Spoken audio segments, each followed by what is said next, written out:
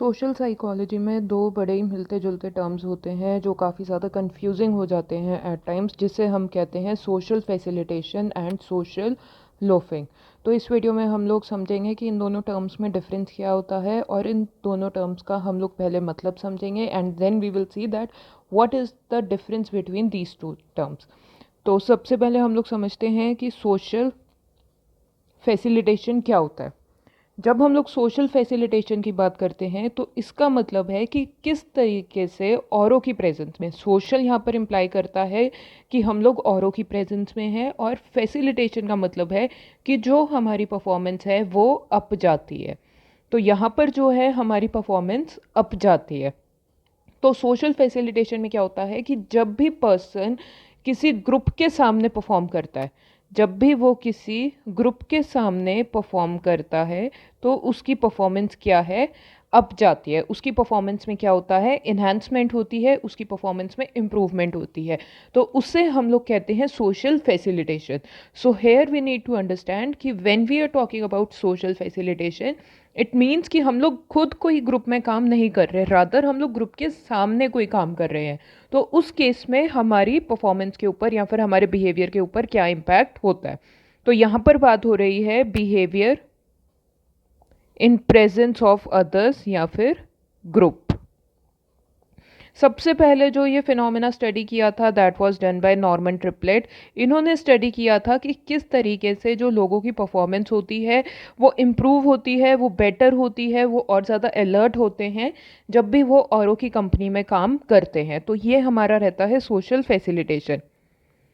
Social facilitation के कुछ reasons होते हैं। जब हम लोग सोशल फैसिलिटेशन की बात करते हैं कि हम लोग औरों की प्रेजेंस में जो हमारा बिहेवियर है वो बेटर क्यों होता है, तो उसके पीछे के ये हमारे 4 रीजंस हैं। रीजंस जिसकी वजह से हमारा सोशल फैसिलिटेशन अकर होता है।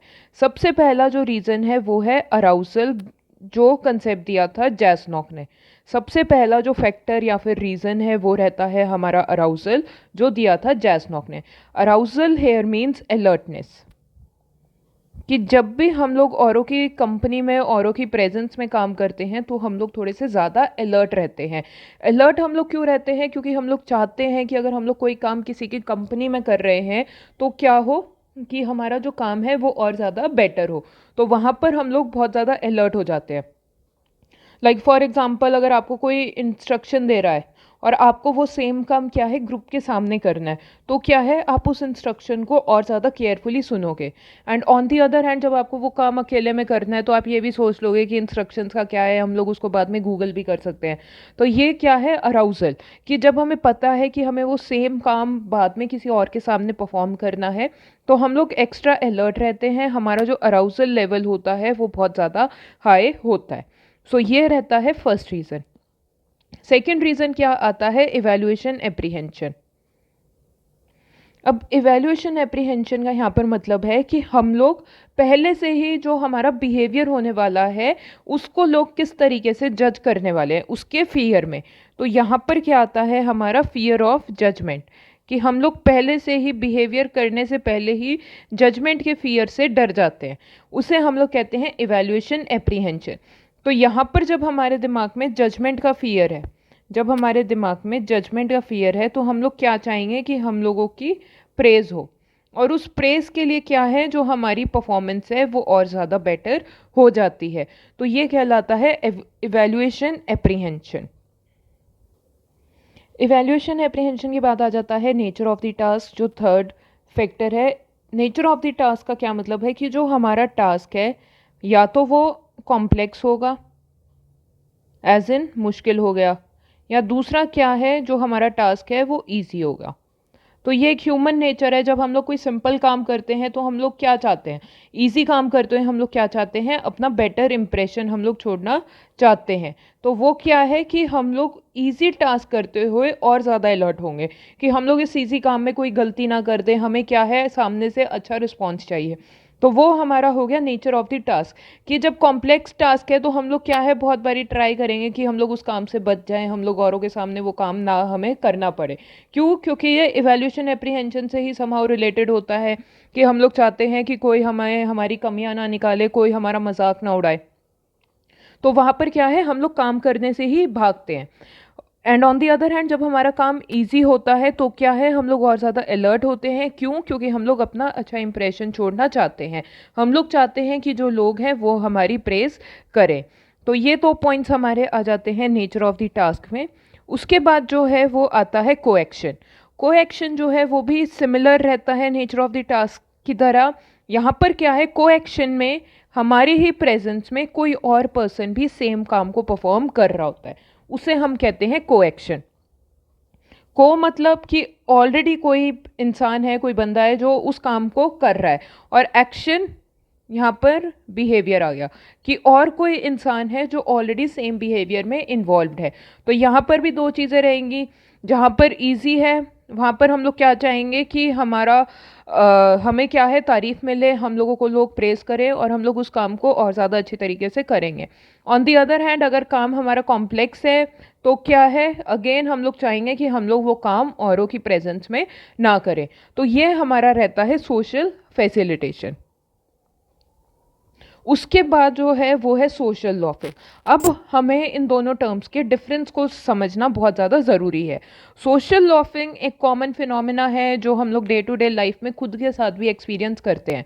अगर आप लोग क्या है बहुत ज़्यादा लेज़ी है, प्रोक्रास्टिनेट करते हैं हर चीज़ को, तो ये एक बड़ा ही कॉमन फिनोमेना है जो आप लोगों ने भी एक्सपीरियंस किया होगा। सोशल लॉफिंग का मतलब होता है जहाँ पर हम लोग ग्रुप के मेंबर हैं, यहाँ पर क्या है, हम लोग ग्रुप के पार्ट है। वहाँ पर क्या था कि हम लोग ग्रुप के सामने काम करते हैं, और यहाँ पर क्या है कि हम लोग ग्रुप के पार्ट हैं। सोशल फैसिलिटेशन में हम लोग ग्रुप का मेंबर होके भी अगर ग्रुप के सामने काम करते हैं तो भी हमारी परफॉर्मेंस फैसिलिटेट हो सकती है।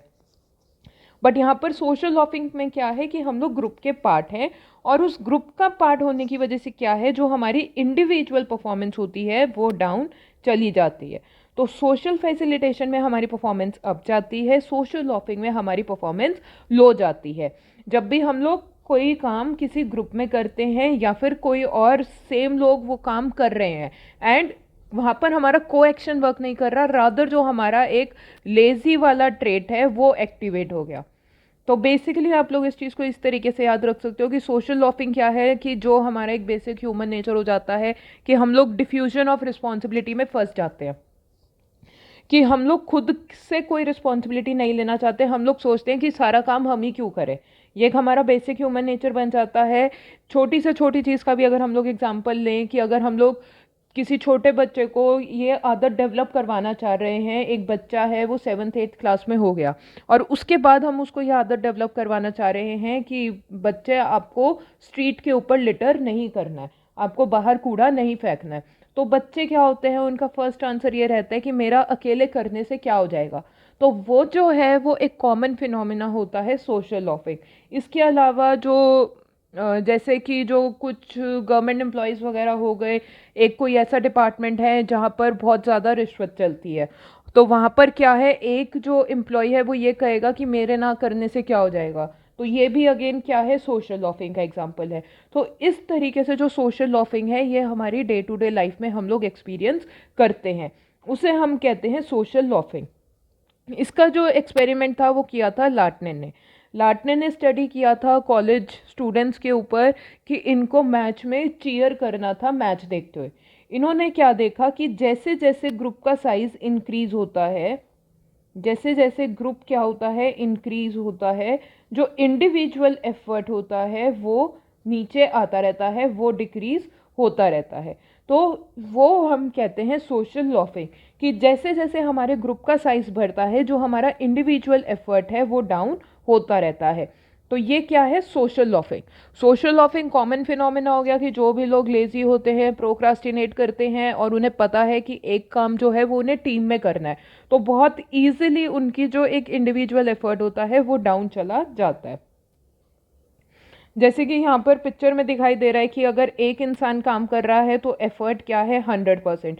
जब इसके साथ एक और इंसान मिल जाता है, जब ये दो लोग बन जाते हैं, तब इनका एफर्ट क्या हो जाता है, कम हो जाता है। जो इंडिविजुअल एफर्ट है वो कम हो गया। जब 2 से 3 हो गया तो ये जो इंडिविजुअल एफर्ट था ये 85% पे आ गया। सेम वे कि अगर घर पे आप लोग 2-3 सिबलिंग्स अगर आपके होते हैं, आपको घर पे सफाई वगैरह करनी है, तो क्या है आप अपने ये सोचोगे कि सारा काम मैं क्यों करूं, मैंने सारा काम कर लिया तो ये लोग क्या करेंगे। तो उस थॉट के साथ भी क्या है, हमारा एक जो इंडिविजुअल एफर्ट होता है वो डाउन आ जाता है। अलग अलग कॉजेज़ होते हैं सोशल लॉफिंग के, यहीं से हमें कॉजेज़ भी क्लियर हो जाएंगे। सबसे पहले क्या आ जाता है, लेस रिस्पॉन्सिबल, कि जब हम लोग ग्रुप के मेंबर हैं तो हम लोगों को क्या है, हमें लगता है कि सारी मेहनत हम लोग ही क्यों करें। जैसे कि ब्राइब वाला एग्जांपल हो गया, कि अगर कोई चाहे कि हमें करप्शन फ्री डिपार्टमेंट बनाना है, तो उसमें भी बहुत से लोग ऐसे कहेंगे कि सिर्फ हमारे अकेले के करने से क्या होगा, तो वो अपना इंडिविजुअल एफर्ट नहीं बढ़ाएंगे वहाँ पर। वो क्या हो गया, लेस रिस्पॉन्सिबल, कि उनको ऐसा नहीं लगेगा कि जो उनका इंडिविजुअल एफर्ट है वो कोई उनको फ्रूट दे रहा है, कोई उनको रिजल्ट दे रहा है। तो वो हमारा कहलाता है लेस रिस्पॉन्सिबल। उसके बाद जब हमें रिस्पॉन्सिबिलिटी नहीं लगेगी किसी चीज़ की, तो हमें मोटिवेशन ही नहीं मिलेगी, हमें क्या है उसकी ज़रूरत ही नहीं फील होगी कि हमें कोई काम करना है। तो उसे हम कहते हैं डिक्रीज्ड मोटिवेशन, कि हम लोगों को क्या है, नीड ही नहीं फील होती कि हमें एक बिहेवियर करना है, हमें मेहनत करनी है। तो वो हमारा हो जाता है डिक्रीज्ड मोटिवेशन। उसके बाद परफॉर्मेंस किसी और के साथ कंपेयर नहीं होनी होती। सोशल फैसिलिटेशन में क्या होता है, हमारी परफॉर्मेंस कंपेयर होती है, उस रीज़न की वजह से भी हम लोग अपना 100% देते हैं। यहाँ पर क्या है, हमारी परफॉर्मेंस कंपेयर नहीं हो रही। जैसे कि ये जो एग्जाम्पल था, यहाँ पर हम लोग जितना भी ज़्यादा अपनी तरफ खींच रहे हैं, कोई इंडिविजुअल एफर्ट को अप्रिशिएट यहाँ पर नहीं कर रहा। यहाँ पर क्या है, कलेक्टिवली ही हम लोगों को रिजल्ट मिलेगा, रिवॉर्ड मिलेंगे। तो ये हमारा क्या है कि जो हमारी परफॉर्मेंस है वो किसी और के साथ कंपेयर नहीं हो रही। एग्जाम्पल इसका क्या हुआ कि एक तो बच्चा है, वो क्लास में अपीयर करता है, क्लास एग्जाम में अपीयर करता है फर्स्ट आने के लिए, फर्स्ट उसकी क्या है, रैंक। तो वहाँ पर क्या है, उसकी परफॉर्मेंस अप जाएगी। तो जब वो ये रैंक के लिए परफॉर्म कर रहा है तो वो कहलाएगा social facilitation. On the other hand, जब उनको क्लासरूम में टास्क दे दिया कि आपको अपना डिस्प्ले बोर्ड रेडी करना है, डिस्प्ले बोर्ड डेकोरेट करना है, तो वहाँ पर क्या है, उसको ये लगेगा कि अगर वो क्लास का भी कोई कंपटीशन है, इंटर क्लास भी अगर वो कंपटीशन है, तो उसको क्या है, वहाँ पर इंडिविजुअली कोई रिवॉर्ड नहीं देने वाला, तो वो वहाँ पर अपनी मेहनत नहीं दिखाएगा। तो इसे हम लोग क्या कहते हैं, जब परफॉर्मेंस कंपेयर नहीं होने वाली होती। जब इंडिविजुअल रैंक मिलती है तो उसमें क्या है, हम लोग सोशल फैसिलिटेशन होती है। बट जब हमारा ग्रुप में कोई टास्क हो रहा है, ग्रुप को यहाँ पर हम लोग रैंक देने वाले हैं, तो क्या हो गया कि परफॉर्मेंस कंपेयर नहीं हो रही, तो वहाँ पर सोशल लॉफिंग हो जाती है। उसके बाद दो और जो कॉजेज़ हैं, वो एक आ जाता है इम्प्रॉपर कोऑर्डिनेशन, कि जो मेंबर्स हैं उनकी आपस में कोई मोटिवेशन नहीं है, उनको कोई नीड नहीं फील हो रही, कोई परफॉर्मेंस कंपेयर नहीं हो रही, तो वो लोग आपस में इंटरैक्ट भी नहीं करते। यहाँ पर क्या है, इंटरेक्शन कंप्लीटली ज़ीरो है, तो उसे हम लोग कहते हैं इम्प्रॉपर कोऑर्डिनेशन, कि जब तक मेंबर्स आपस में बात ही नहीं करेंगे तो उन्हें पता ही नहीं चलेगा कि उनसे हम लोग चाहते क्या है। तो उस रीज़न की वजह से भी क्या होता है, जो एफर्ट हैं वो डिक्रीज होते रहते हैं। और जो लास्ट है वो है कि बिलोंगिंगनेस जो होती है वो असेंशियल नहीं होती। बिलोंगिंगनेस असेंशियल नहीं है तो कोहेसिवनेस क्या हो गई, कंप्लीटली मिसिंग है। यहाँ पर जो मेंबर्स हैं वो बिल्कुल भी कोहेसिव फील नहीं करेंगे, और उस रीज़न की वजह से क्या है, जो एक हमारा इंडिविजुअल एफर्ट है वो डाउन ही रहता है। तो ये हमारे कॉजेज़ रहते हैं कि बिलोंगिंगनेस जो है वो कहीं पर भी बिल्कुल भी ज़रूरी नहीं है।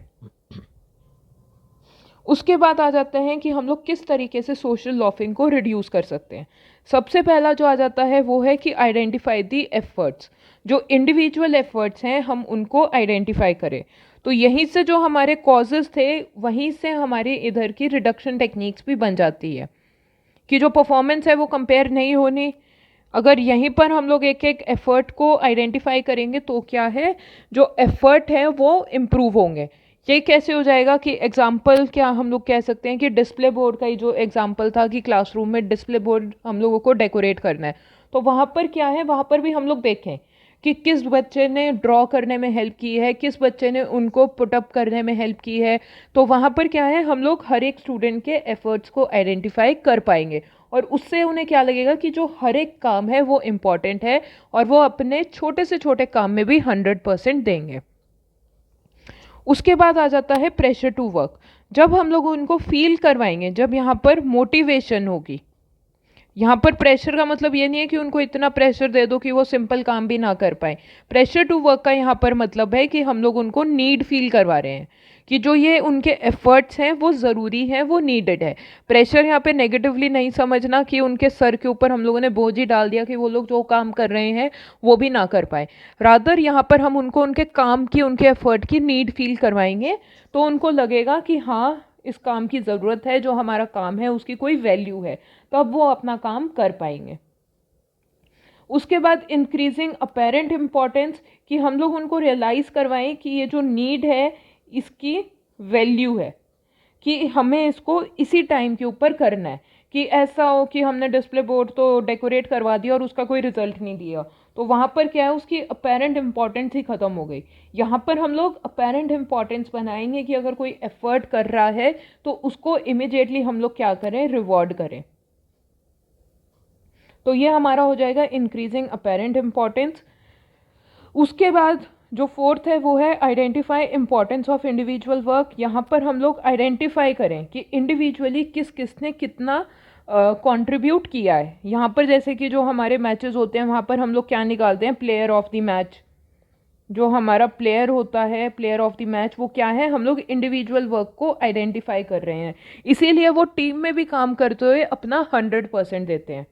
उसके बाद स्ट्रेंथनिंग ग्रुप कोहेसिवनेस, कि जो इनकी आपस में इंट्रैक्शन है, जो इनकी कम्युनिकेशन है, हम लोग उसको बेटर करें। ये लोग आपस में रिलेटेड फील करें, इनको आपस में कनेक्शन फील हो, आपस में क्या है, इमोशनल हो। तो ये हमारे वेज होते हैं कि किस तरीके से हम लोग रिड्यूस कर सकते हैं। उसके बाद हम इन दोनों का डिफरेंस समझ लेते हैं।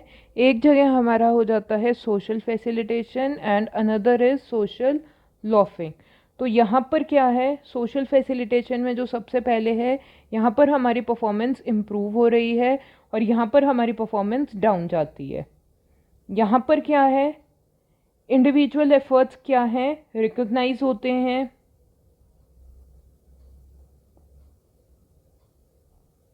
यहाँ पे क्या है, रिकॉग्नाइज सही तरीके से नहीं हो पाते, तो इस रीज़न की वजह से भी क्या है, हमारे जो इंडिविजुअल एफर्ट्स हैं वो डाउन जाते हैं। तो ये हमारे मेजर डिफरेंसेस रहते हैं सोशल फैसिलिटेशन और लोफिंग में। ये क्या है, इन्हांस कर रहे हैं हमारी परफॉर्मेंस को, ये हमारी परफॉर्मेंस को डिमिनिश कर रहे हैं। इसके अलावा ये समझना ज़रूरी है कि सेम ही सिचुएशन में कभी कभी हमारी सोशल फैसिलिटेशन हो सकती है और कभी कभी सोशल लॉफिंग हो सकती है in the very same situation. We need to understand कि हम लोग यहाँ पर किस कंटेक्स्ट में बात कर रहे हैं। तो सोशल फैसिलिटेशन का एक एग्जांपल क्या हो गया, कि हम लोग परफॉर्मेंस कर रहे हैं, हम लोगों को परफॉर्म करना है, हम लोग ग्रुप में परफॉर्म कर रहे हैं और वहाँ पर क्या है कि जो लीड डांसर्स हैं सारी इम्पोर्टेंस उनको मिल रही है, तो जो बैकग्राउंड डांसर है उनका क्या होगा, परफॉर्मेंस डाउन चली गई। वो क्या एग्जांपल हो जाएगा सोशल लॉफिंग का, कि जो डांस ग्रुप है, डांस ग्रुप में जो बैकग्राउंड वाले डांसर्स हैं उनकी परफॉर्मेंस डाउन चली गई। ऑन दी अदर हैंड अब ये जो बैकग्राउंड डांसर्स हो सकते हैं ये सोच सकते हैं कि हम लोगों को खुद को रिकॉग्नाइज करवाना है, तो खुद को रिकॉग्नाइज करवाने के चक्कर में ये लोग अपनी परफॉर्मेंस क्या है, अपना मोर देन 100% दे सकते हैं। तो इस तरीके से सेम सिचुएशन में हम लोगों का फैसिलिटेशन भी हो सकता है और लोफिंग भी हो सकता है। तो ये हमारे दो कंसेप्ट रहते हैं सोशल साइकोलॉजी के, social facilitation and the social laughing.